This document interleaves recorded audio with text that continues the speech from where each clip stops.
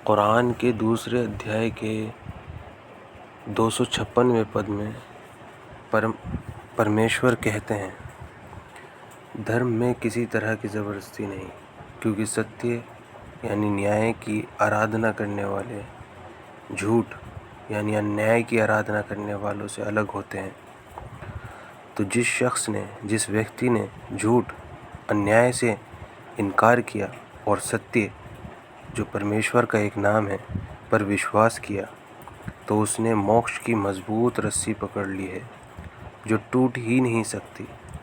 और परमेश्वर सब कुछ सुनता है और जानता है। इसी पद को दूसरे अंदाज में भी समझा जा सकता है। पहला अंदाज तो ये है कि जहाँ पर सत्य न्याय और झूठ अन्याय के बीच में जो है भेद कर दिया, अंतर करके बता दिया गया है कि दो पक्ष हैं। पूरे संसार में दो तरह के पक्ष हैं, एक वो जो कि सत्य के मानने वाले हैं और एक वो जो कि झूठ के मानने वाले हैं। तो धर्म जो है, धर्म में किसी तरह की ज़बरदस्ती नहीं कि कोई अगर चाहे तो सत्य को धर्म माने और अगर कोई चाहे तो झूठ को धर्म मान ले। कोई चाहे तो न्याय को धर्म मान ले, कोई चाहे तो अन्याय को धर्म मान ले। लेकिन जिसने अन्याय को ठुकरा दिया, जिसने झूठ को ठुकरा दिया और सच के साथ हो गया, सच पे विश्वास किया, तो उसने मोक्ष की मजबूत रस्सी को पकड़ लिया। उसने मोक्ष को हासिल कर लिया, प्राप्त कर लिया, जो कभी नहीं छूटने वाली। और परमेश्वर ही है जो सबके मनों को सुनता है और सबके मन को जानता है। दूसरी तरफ जो है, दूसरा तरीके से जो इसको कहा जा सकता है वो ये है कि धर्म में किसी तरह की ज़बरदस्ती नहीं, क्योंकि सत्य निराकार परमेश्वर का नाम है सत्य की आराधना करने वाले धोखा देने वाली माया, साकार मूर्तियों, ऐसी माया जो कि साकार मूर्तियों के रूप में बैठी है, की आराधना करने वालों से अलग होते हैं। क्योंकि वो उस साकार मूर्ति के अलावा कुछ सोचना ही नहीं चाहते, उसके अलावा किसी को पसंद ही नहीं करते। निराकार को भूल गए, साकार में अटक गए,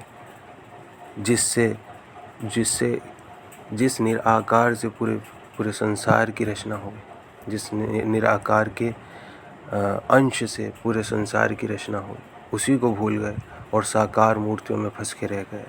यानी सत्य को भूल गए और माया के धोखे में फंस कर रह गए, माया की झूठ में फंस कर रह गए।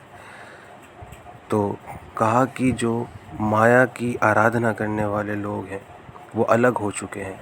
निराकार परमेश्वर की यानी सत्य की आराधना करने वाले और धोखा देने वाली माया की आराधना करने वाले यानी साकार मूर्तियों की आराधना करने वाले अलग होते हैं।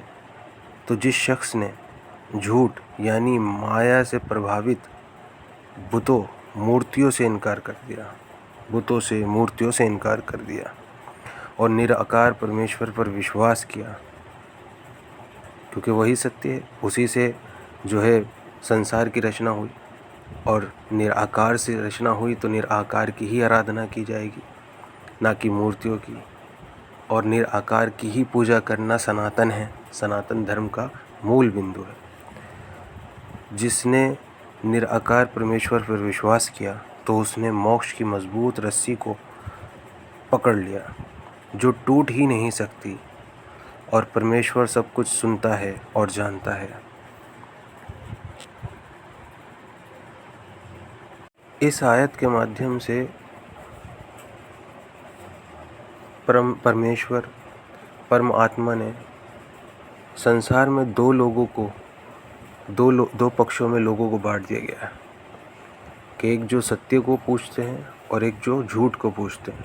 सत्य की पूजा करने वाले, झूठ की पूजा करने वाले, सत्य को जानने वाले, मानने वाले और झूठ को मानने वाले।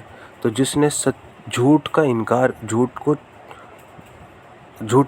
कर दिया, झूठ से अपना मुंह फेर लिया और सत्य को अपना लिया, तो उसने परमेश्वर को अपना लिया और उसने एक ऐसी मजबूत रस्सी पकड़ ली, मोक्ष की रस्सी पकड़ ली, आत्म शांति की रस्सी पकड़ ली जो कभी नहीं टूटेगी। और वो संतुष्ट हो जाएगा और हमेशा सत्य का पालन करेगा और सत्य के पालन करने वाले को, सत्य की आराधना करने वाले को, और झूठ का पालन करने वाले और झूठ की आराधना करने वालों को परमेश्वर भली भांति जानते हैं, सुनते हैं, उनके मन को जानते हैं।